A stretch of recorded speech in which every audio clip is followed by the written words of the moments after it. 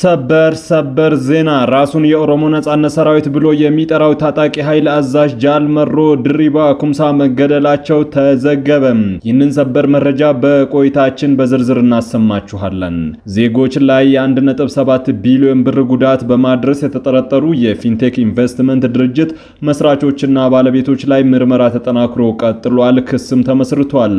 የፌዴራል ፖሊስ ይህንን አስታውቋል። ተጨማሪ ዘገባ ይዘናል።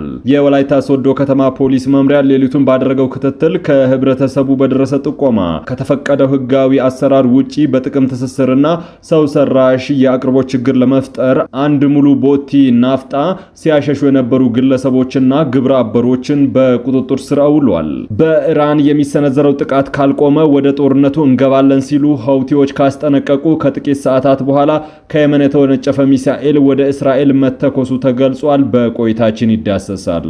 ውድ ቤተሰቦቻችን በዛሬው ቆይታችን እነዚህንና ሌሎችንም ሀገር አቀፍ ቀጠናዊና ዓለም አቀፍ መረጃዎችን በዝርዝር ወደ እናንተ እናቀርባለን። ለቤቱ አዲስ የሆናችሁ ሰብስክራይብ በማድረግ የደወል ምልክቷን በማብራት የቤቱ አባል ትሆኑ ዘንድ በታላቅ ትህትና እንጋብዛለን። በቅድሚያም የዕለቱን የቢዝነስ ዘገባዎችን እናስቀድማለን። ዛሬ በዳሽን ባንክ አንድ የአሜሪካን ዶላር 153 ብር ይመነዘራል። የአውሮፓ ዩሮ 181 ብር ከ8 ሳንቲም፣ ፓውንድ ስተርሊንግ 209 ብር ከ2 ሳንቲም፣ የስዊዝ ፍራንክ 198 ብር ከ6 ሳንቲም፣ ድርሃም 44 ብር ከ3 ሳንቲም፣ የሳውዲ ሪያል 43 ብር ከ4 ሳንቲም የተመነዘረ ነው። በአቢሲኒያ ባንክ አንድ የአሜሪካን ዶላር 153 ብር ከ4 ሳንቲም፣ ፓውንድ ስተርሊንግ 208 ብር ከ2 ሳንቲም፣ ዩሮ 182 ብር፣ የስዊዝ ፍራንክ 194 ብር ከ1 ሳንቲም፣ ድርሃም 44 ብር ከ1 ሳንቲም፣ የሳውዲ ሪያል 43 ብር ከ7 ሳንቲም፣ የቻይና ዩዋን 22 ብር ከ2 ሳንቲም ይመነዘራል። በህብረት ባንክ አንድ የአሜሪካን ዶላር 153 ብር ከ4 ሳንቲም፣ ፓውንድ ስተርሊንግ 207 ብር እንዲሁም የአውሮፓ ዩሮ 182 ብር ከ8 ሳንቲም ይመነዘራል። በኢራን ላይ የሚሰነዘሩ ጥቃቶች ካልቆሙ ወደ ጦርነቱ እንገባለን ሲሉ ሀውቲዎች ካስጠነቀቁ ከጥቂት ሰዓታት በኋላ ከየመን የተወነጨፈ ሚሳኤል ወደ እስራኤል መተኮሱ ተገለጸ። የየመን ሀውቲ አማጽያን በኢራን ላይ የሚሰነዘር ጥቃት ካልቆመ ወደ ቀጥታ ጦርነት እንደሚገቡ ካስጠነቀቁ ከጥቂት ሰዓታት በኋላ ከየመን አቅጣጫ የተተኮሰ ሚሳኤል መለየቱን የእስራኤል መከላከያ ሰራዊት አስታውቋል። የእስራኤል መከላከያ ሰራዊት እንዳለው የሀገሪቱ አየር መከላከያ ስርዓት ሚሳኤሉን በአየር ላይ ለማክሸፍ ጥረት እያደረጉ ሲሆን ህዝቡም አስፈላጊውን ጥንቃቄ እንዲያደርግ ማስጠንቀቂያ ሰጥተዋል።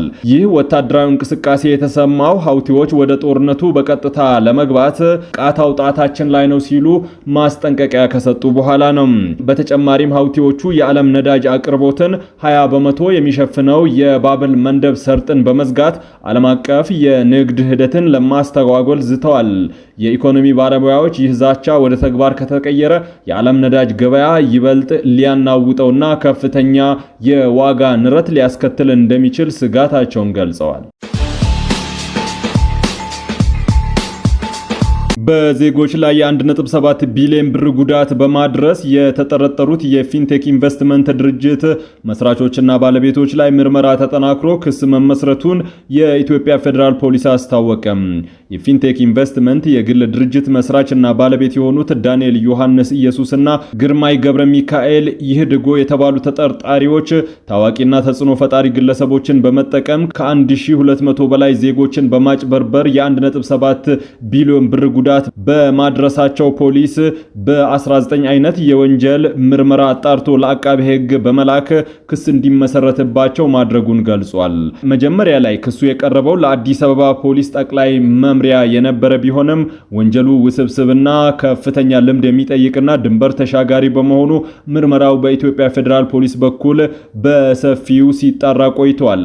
በአሁኑ ወቅትም ተጠርጣሪው ዳንኤል ዮሐንስ ክስ ተመስርቶበት በማረሚያ ቤት ሆኖ ጉዳዩን እየተከታተለ ሲሆን ሌላኛው ተጠርጣሪ ግርማይ ገብረ ሚካኤል በቁጥጥር ስር ለማዋል ክትትል እየተደረገ ይገኛል።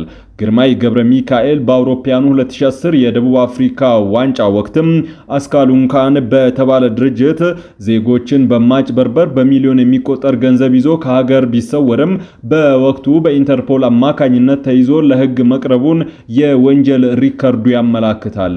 ተጠርጣሪዎቹ ተጎጂዎችን በ90 ቀናት ውስጥ የመኪና ባለቤት እናደርጋቸዋለን በማለት 950 ሺህ ብር 50% ቅድመ ክፍያ እንዲፈጽሙ ቀሪውን ገንዘብ ያለ ወለድ በ5 ዓመት ባንክ ብድር እንደሚጨርሱ በማሳመን ወንጀሉን ፈጽመዋል። ህዝቡን ለማሳመን ሲሉ የ148 መኪኖችን ከጅቡቲ በማስገባት መቶዎቹን ለተወሰኑ ሰዎች ማከፋፈላቸውን፣ ቀሪዎቹን 48 ዘመናዊ መኪኖች በድብቅ መሸጣቸውን ፖሊስ አረጋግጧል። በተጨማሪም 350 መኪናዎች ወደ ሀገር ውስጥ መግባታቸውንና 400 መኪኖች ጅቡቲ ወደብ ላይ መድረሳቸውን የሚገልጹ ሐሰተኛ መረጃዎችን ለተጎጂዎች ሲሰጡ እንደነበረ በምርመራው ተደርሶበታል።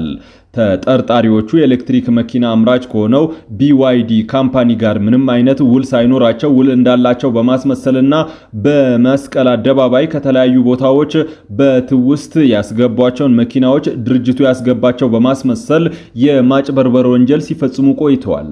ጅቡቲ አልፋቲዞ የተባለ ድርጅት በማቋቋም መኪናዎቹ ከ10% ቅድመ ክፍያ ተረክበው ቀሪውን 90% ክፍያ ሳይከፍሉ ጅቡቲ ላይ መልሰው መሸጣቸው በምርመራው ተረጋግጧል።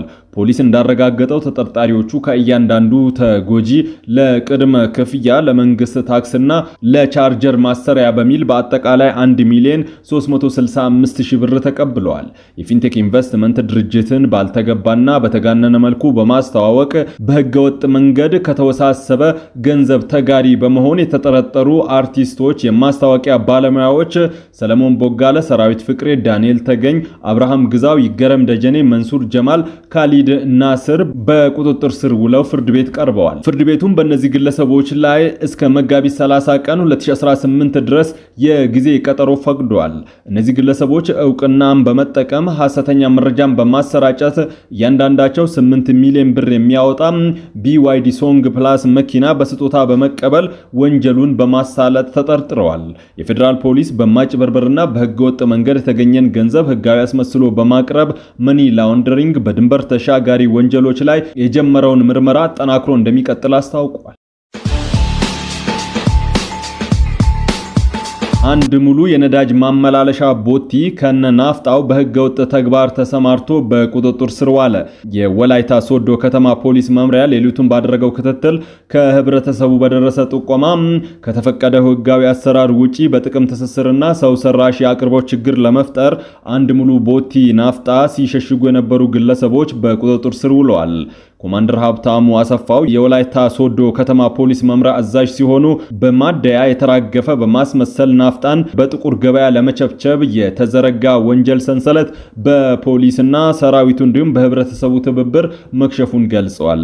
50895 ሊትር ናፍጣ መሃል ክፍለ ከተማ ደልቦ ቀበሌ ታንቱ ሻንካ ደልቦ GFM ማደያ በህግ ጥላ ስር ሲውል በወንጀል ድርጊቱ ቀጥተኛ ተሳትፎ ያደረጉ 4 እጅ ከፍንጅ የተያዙ ሌሎች ተጠርጣሪዎች እየታደኑ እንደሚገኙ ኮማንደር ሀብታሙ ገልጸዋል። ይህ ማደያ ከቀናት በፊት 600 ሊትር ቤንዚል በሮቶ ሲቀዳ የተያዘበት ልማደኛ እንደሆነ የገለጹት ኮማንደር ሀብታሙ የማያዳግም ህጋዊ እርምጃ እንወስዳለን ሲሉ አስጠንቅቀዋል። የዳልቦ አካባቢ ነዋሪዎችና መላው የወላይታ ሶዶ ከተማ ማህበረሰብ ለፖሊስ ሰራዊቱ ለሚያደርጉት ከፍተኛ እገዛ ኮማንደር ሀብታሙ ምስጋናቸውን አቅርበዋል። ረዳት ኢንስፔክተር ምትኩ ማሞ የወላይታ ሶዶ ከተማ ፖሊስ መምሪያ ህብረተሰብ አቀፍ ወንጀል መከላከል ዲቪዥን ኃላፊ ሲሆኑ ወቅታዊ ሁኔታዎችን መነሻ በማድረግ በነዳጅ ምርቶች ላይ ጥብቅ ክትትል እየተደረገ እንደሚገኝ ገልጸዋል። ከነዳጅ ማደያዎች ውጪ የሚደረግ ግብይት ለአደጋ የሚያጋልጥ የወንጀል ተጠያቂነትን የሚያስከትል በመሆኑ ከዚህ ድርጊት መቆጠብ እንደሚገባ ምክትል ኢንስፔክተር ምትኩ ተናግረዋል። ራሱን የኦሮሞ ነጻነት ሰራዊት ኦላ ብሎ የሚጠራው ታጣቂ ኃይል ዋና አዛዥ ጃልመሮ መገደላቸውን የሚጠቁሙ መረጃዎች እየተሰራጩ ነው። ራሱን የኦሮሞ ነጻነት ሰራዊት ብሎ የሚጠራውና በመንግስት ሸኔ ተብሎ የሚጠራው ታጣቂ ቡድን ዋና አዛዥ የሆኑት ኩምሳ ድሪባ ጃልመሮ በወለጋ ጫካ ውስጥ ተገድለው መገኘታቸውን የሚገልጹ ዘገባዎች በዛሬው ዕለት በስፋት እየተሰራጩ ይገኛሉ። የተለያዩ የማህበራዊ ሚዲያ ገጾች እንደዘገቡት ከሆነ ላለፉት 6 ዓመታት በኦሮሚያ ክልል በተለይም በምዕራብና በደቡብ ክፍሎች ታጣቂ ኃይሉን በበላይነት ሲመሩ የቆዩት ጃልመሮ መገደላቸውን ገልጿል። ይሁን እንጂ ይህ መረጃ እስካሁን ድረስ ከገለልተኛ የመረጃ ምንጭ አልተረጋገጠም። ጃልመሮ የኦሮሞ ነጻነት ግንባር ኦነግ በ2011 ዓ.ም ከኤርትራ ወደ ኢትዮጵያ በሰላም ሲመለስ ትጥቅ ለመፍታት ፈቃደኛ ካልሆኑ አመራሮች መካከል በመሆን ወደ ጫካ ካመሩበት ጊዜ ጀምሮ የንቅናቄው ቁልፍ ሰው ሆነው ቆይተዋል። በዚህ ዓመታት ውስጥ ቡድኑ በመንግስት የጸጥታ ኃይሎች ላይ በሚሰነዝራቸው ጥቃቶችና በክልሉ የሚታዩ የጸጥታ መደፍረስን በበላይነት ሲመሩ እንደነበረ ይታወቃል። የመንግስት ደጋፊ የሆኑ ሚዲያዎች አዛዡ መገደላቸውን እንደ ትልቅ ስኬትና እንደ ድል እየቆጠሩት ቢሆንም የፌዴራሉ መንግስትም ሆነ የኦሮሚያ ክልላዊ መንግስት በጉዳዩ ላይ እስካሁን የሰጡት ይፋዊ መግለጫ የለም።